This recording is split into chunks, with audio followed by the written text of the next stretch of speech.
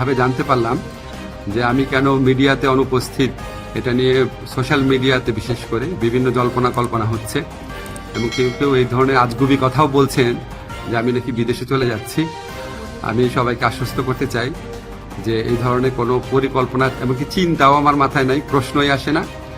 আমি মনে করি এই ধরনের গুজব, গুঞ্জন এবং আজগুবি বিভিন্ন তথ্য যারা ছড়াচ্ছেন, এটা হচ্ছে আজকে ছাত্র জনতার যে ঐতিহাসিক জুলাই বিপ্লবের মাধ্যমে আজকে যে জনগণের প্রত্যাশা সৃষ্টি হয়েছে সেটাকে বিভ্রান্ত করা এবং জনমনে অহেতুক প্রশ্ন সৃষ্টি করার অসৎ উদ্দেশ্যে করা হচ্ছে। আপনারা কেউ বিভ্রান্ত হবেন না। আমি কয়েকদিন আগেও পত্রিকাতে ইন্টারভিউ দিয়েছি, তবে এটা ঠিক আমি একটু মিডিয়াতে কম আসছি কারণ আমার অনেক কাজ, এবং আমার কাছে মনে হয়েছে যদি আমার কার্যক্রমে যদি কোনো অগ্রগতি হয় সেটা আমি জানাবো। অহেতুক এখন তো আমি আর টক শোয়ের মানুষ না, এখন আমাকে কাজ করতে হবে, কাজটাতে বেশি কনসেন্ট্রেট করতে হবে।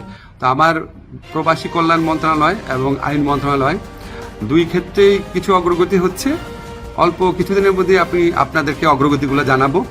আর এই ধরনের গুজব গুঞ্জন যারা রটাচ্ছে তাদেরকে আমি অনুরোধ করব মিনিমাম ইনভেস্টিগেশন করে তারপর এগুলি বলেন, না হলে মানুষ তো আপনাদেরকে মিথ্যাবাদী ভাববে, ঠিক না? এগুলি করা উচিত না।